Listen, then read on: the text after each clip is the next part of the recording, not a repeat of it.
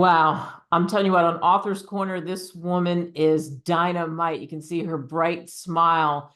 It's Cynthia Chase. Think about this. How many of us are stressed here on Author's Corner? From stressed to blessed. It's 5 simple meditations that will change your life. That's how you do it. And she's got those steps and she's got the book to prove it. And the book is powerful, my friends. We are so thrilled to have this conversation with you. Cynthia, thanks for hanging out with us. Oh, thank you for inviting me, and I am thrilled to be with you today and hopes that people will get the message. What made you write this book? How'd you take this course? Well, let's see. I think it all began for me around the time of COVID. I began to feel that the message of meditation could help people world around because COVID wasn't just in our country, it was everywhere. And I knew that it had helped me so much in my life.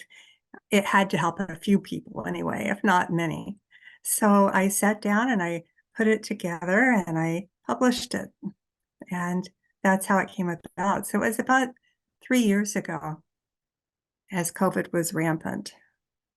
So COVID's rampant. People are stressed more than ever. Thus, your title is so perfect. And were you always someone who meditated? You know, those 5 simple steps that we're talking about. Did you have those 5 simple steps? No, I did not. I found those 5 simple steps. I put everything into my own writing, but I was in grad school and it was geared towards midlife career change adults. I was in my 30s, my mid 30s, and I was single. I had 4 kids, young kids. I was had been traveling back and forth for grad school to get my master's in psychology and counseling and depth psychology. And I was a nervous wreck, to be honest with you. So I was talking with a friend at lunch one day, and going through a divorce was the tip of it all. And she suggested that I find somebody around where I lived who taught meditation. And I thought, wow, I've got to try that. So when I arrived back home, it was a schooling for a long, like 4 days every month. And then we had tons of homework and interviews and that type of thing. When I returned home, I did a little research. There was a gentleman who taught meditation, and he was just a brilliant man. He had traveled the world and uh, he had seen meditation in many different places. So I went into a class and I knew that the first time that I was there, oh, this is going to help. I went home, and by the second time I meditated, I was hooked. I felt such a sense of calm and looked at life even from a different perspective a little bit at that point. But I found that the longer or more time, I should say, that I meditated every day, twice a day, if I possibly could, and that was most every day, my life really changed. You can imagine with 4 young boys and a young daughter, what I was going through. Boys get into shenanigans. My daughter was really young, but later in life, females just tend to be they have a lot of hormones, like a coaster, but it helped me immensely with how I looked at life, how I viewed life, how I was in life. And so again, that tagline, 5 simple steps to learn meditation and change your life. It changed your life. It is Yeah, a perfect, what we call tagline on your book, you know, from stressed to blessed. So you think stressed to blessed, how it happened to you. Did you gravitate toward the meditation? Because you know people are watching this and they're saying, oh, that sounds so good, but gosh, Cynthia, I struggle. There's so many thoughts going in my head, roaming around. How do I shut them out? I can't do that. Oh, I can't sit there quiet for 40 minutes. What do you tell us? Give us some sneak peek and a I sneak peek into your will. book. Okay. Sure, you can get rid of the thoughts in your head, and just to say, I still get them from time to time. That's just normal. We're human. We have a lot going on. So we find a way to have those thoughts disperse in our mind. So that's uh, at the beginning, let me just say that I like for people to find a place where they're comfortable, and then we begin the breathing and then the meditation. In the meditation, as thoughts come up and you can't quiet your mind, there are ways to deal with it, such as saying, um, God is love, or peace, peace, peace, or so hum, which means I am. And you just repeat it until it kind of goes away. And then you're in a space of calm and it takes you into the rest of your meditation. I suggest that people meditate. This is going to sound crazy, but 20 minutes, 5 minutes of breathing, 20 minutes of meditation if you can. If you can't do 20 minutes, then 15. If not 15, do 10. Just do whatever you can. It will help to improve your life. And if you begin in the morning with it, and then either before dinner or at the end of the night, do it again, it helps to build on your way of being and giving you greater awareness about life and actually about yourself as you go within and go deeper in your meditations. And you saw, I mean, with you, with children, the things that you had going on around you, you still were able to find that place once you had that moment where you realized, wow, this is powerful, right? Yes, I would tell my kids, sometimes the boys wouldn't all be there, but my daughter might, she might have friends over, and I would just tell them all, I'm going to go meditate. So if you can't keep it down, so I don't have too much noise, and then I'll let you know when I'm done. And no problem at all. I just would meditate in my bedroom because it was away from everything else. I had a chair that I like to sit in. I have a difficult time sitting on the floor, but for many people, that's not a problem. So I encourage people to find their best place, whether it's inside or sitting outside, to meditate and to find a position that's the best for them.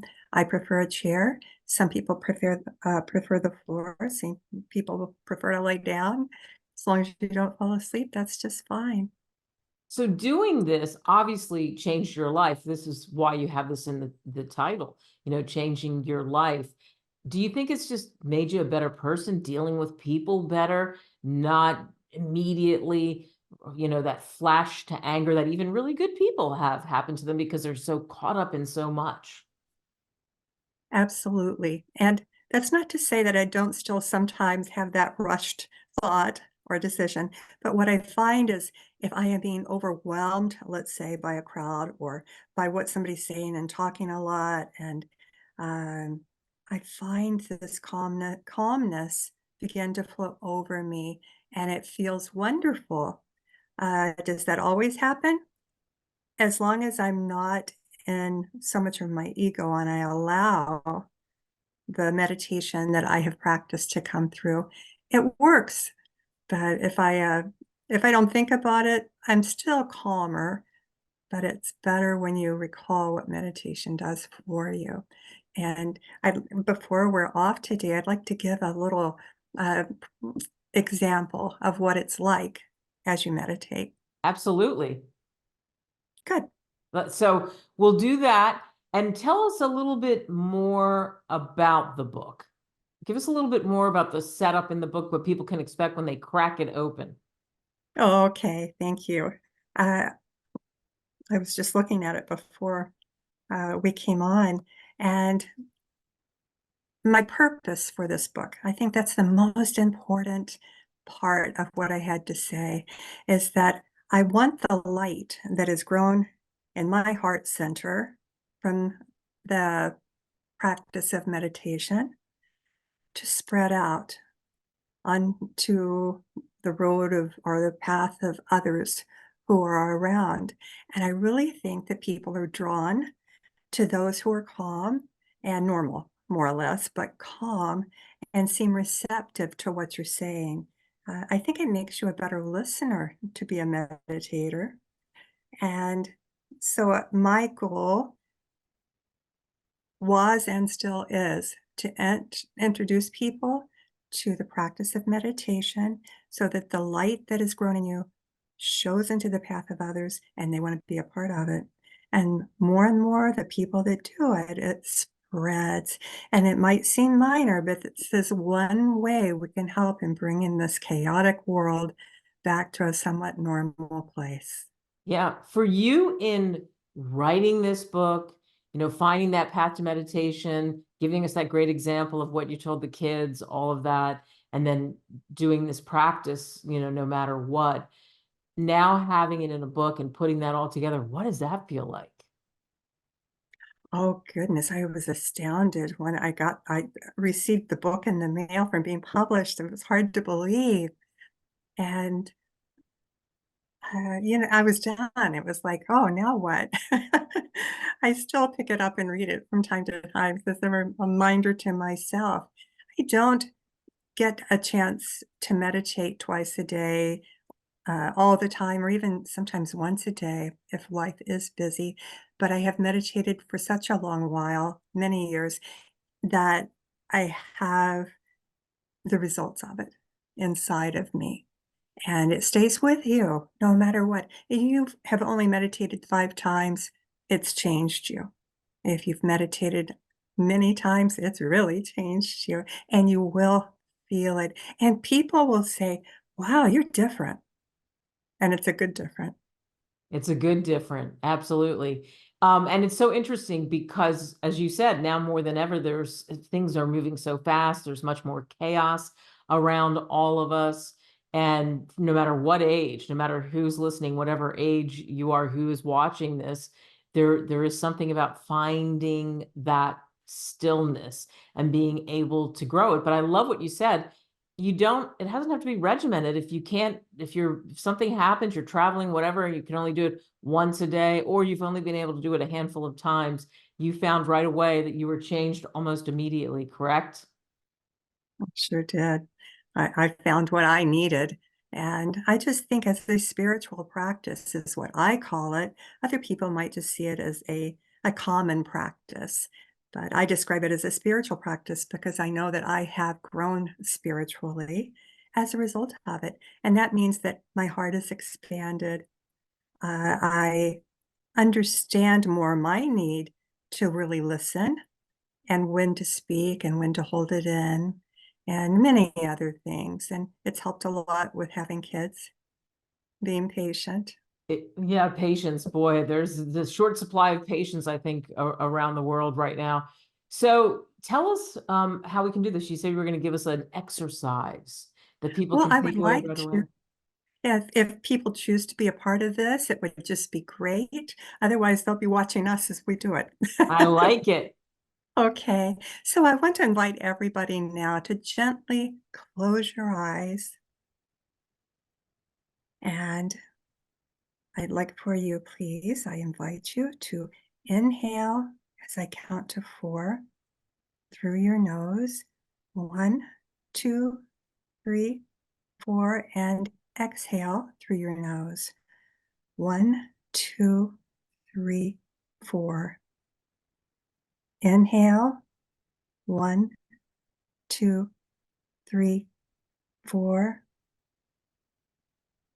Exhale. 1, 2, 3, 4. Inhale. 1, 2, 3, 4. Exhale. 1, 2, 3, 4. And as you have your eyes gently closed, just sit in the silence of what is there.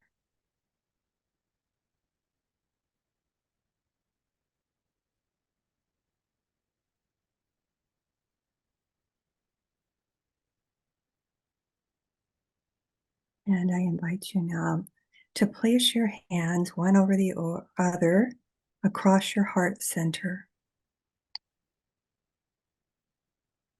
And notice what is there.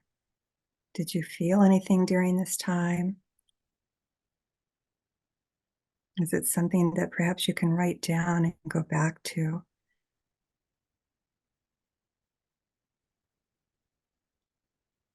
And now very gently, I invite you to put your hands calmly into your lap and very gently open your eyes and come back to the room. Wow. I mean, I feel I'm a person who meditates, and you and I talked about that, but I really felt that. Oh, And good. Thank there's an you. example for, I hope, many that have done this, of just that centering style that you have, that you talk about, that can be done really honestly anywhere. You could It do can. this, right? Yes, anywhere. You can be on a bus or a train and you block out the sounds. This was a little rushed, of course, because we didn't have that much time, and it's more meaningful when you do. But if you only have 5 minutes to do meditation, that helps you. But the more, the better. Yeah, absolutely. And of course, people can get your great book on Amazon, Barnes and Noble, wherever great books are sold. And what are other ways they can reach you? Tell us about your website. Yes, a website will be coming up hopefully within the week, and it has information on that and an email how they can reach me. If they have any questions, I'll get back to them. If they write to me, I'm happy to get back to them. Wow. And yes, I'm very excited for this opportunity to be with you because I know it will bring the opportunity to many people to practice this. If they don't even have to feel like they need anything, they can just practice and they'll get something out of it. And I think you're saying this, but it's good to reemphasize this. What is your, because this is such an important mission. What is your hope that people take away from watching us, from hearing this conversation? That there's help, uh, that you can help yourself in an inward way. Sure, you can go talk to somebody, you can get counseling, you can be miserable and just stay that way. But this really helps you to get the essence of awareness, of calmness, of a different feeling in life. Yeah, it's those 5 simple steps to learn meditation to change your life. Again, that's the tagline. The book is From Stressed to Blessed. Cynthia Chase, really honestly, it was very calming, peaceful, and wonderful to have this conversation with you. Oh, thank you so much. I really appreciate the opportunity to be with you and to spread the word to people who are listening or watching. Absolutely. Pick this book up now, and it will change your life. Yes, I hope so. Thank you. Thank you.